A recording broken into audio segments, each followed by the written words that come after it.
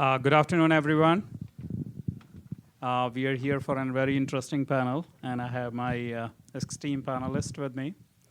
We are going to talk about money, how to make money and how to get money, right?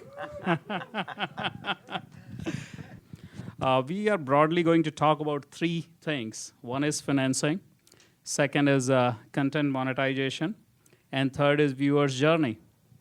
Is that right, guys? What's the third one? Viewer's journey, basically customer acquisition. How do you get people to watch your stuff?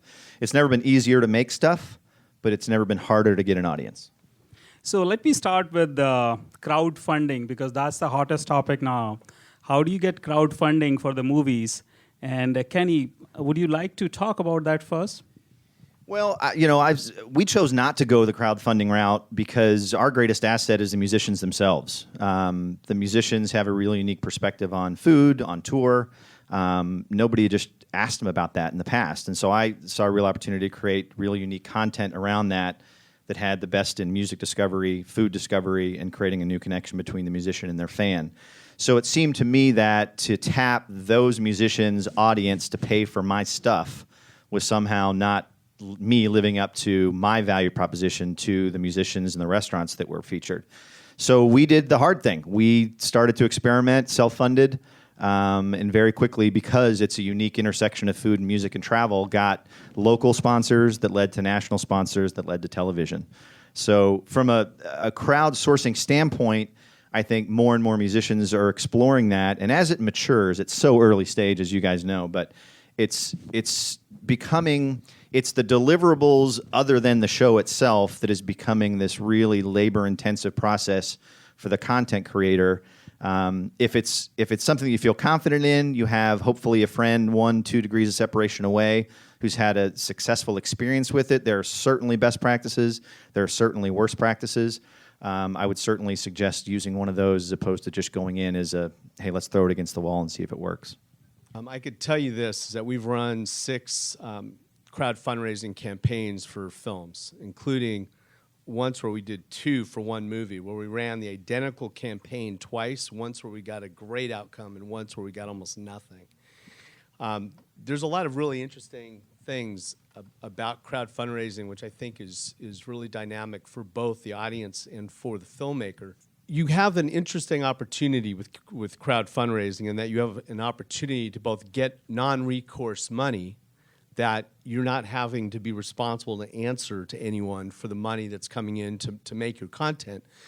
But you're also building an audience at the same time that is already endorsed and is passionate about your subject matter. So one of the things that we like to do is we're thinking about doing films, like I just got the rights this morning. If I want them, I'm still putting it all together, to the Jerry Garcia documentary. So Deadheads are the biggest, fired up, audience in the world for, Pun intended, fired up. No kidding, Yeah. Fired up for this material. And they look at Jerry Garcia like he's a god. And it gives us an opportunity to get a film made with almost no risk or exposure to the investor. And the audience is getting to participate in a passionate way with the making of the film and the distribution of the film. And to digest the film in all the ways that you can digest it in the marketplace. And the fact of the matter is you have a lot of choices as consumers, how you see your content, big screen, all the way down to your little iPhone screen. And everyone wants to watch it when they want to watch it, how they want to watch it. And I did find that there were some serious hassles with it, with just having to meet the expectations of the people that are funding your movie, to get them the poster and get them the DVD and invite them to the screening.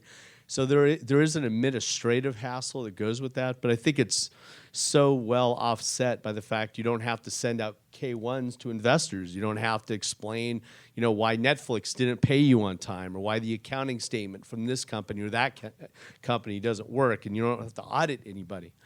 And in the movies we make, what we always try to do is to bring the nexus of risk to opportunity to 0 on the risk, and as close to unlimited for the upside, so that I can look an investor in the face and say, you cannot lose your money because there already is enough in place to cover your risk. And so all you have on left of this film is your participation in the upside.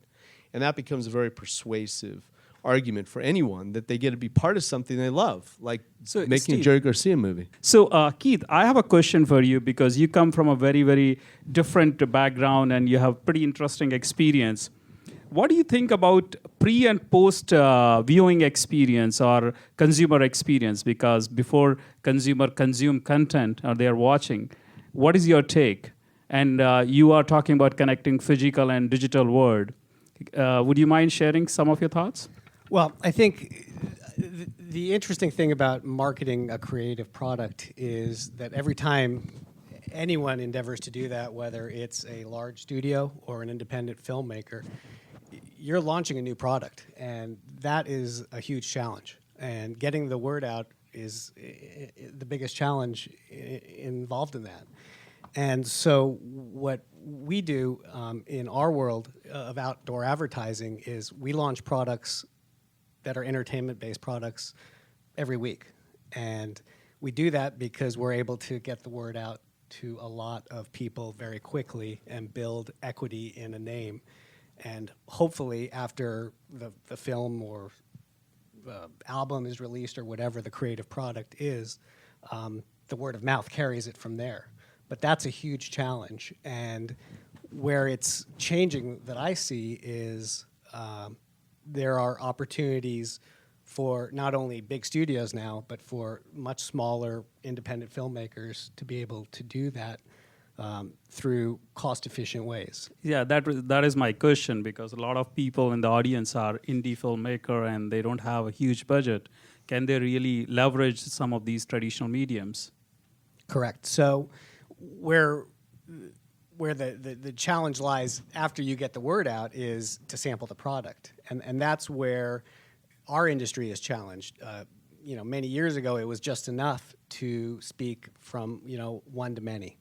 And so we would put up a bunch of billboards and everybody would know that, XYZ film was coming out.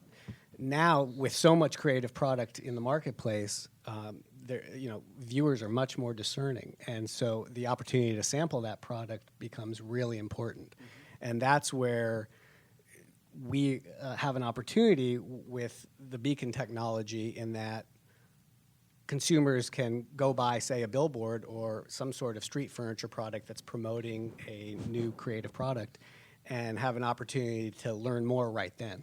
And the context makes sense because they are, present in front of some sort of static advertisement, but they, with their device, are able to engage more and are prompted to do so through So what do you Beacon mean is the technology. mobile, right? Correct, yeah. So how it works, just in case I'm talking in terms that people don't really understand, a consumer could walk by a outdoor advertising asset that's promoting a piece of creative and be engaged to somehow download or sample that creative product. So what do you mean by, like, I walk by a bench and I can download the new song from Taylor Swift? Exactly. Yeah, you would be prompted to, would you be interested in hearing this new song from Taylor Swift, and you just opt in and you can download it right onto your device. So that's a game-changing event. This is exactly what Kenny, you and me were talking about. It is it. Are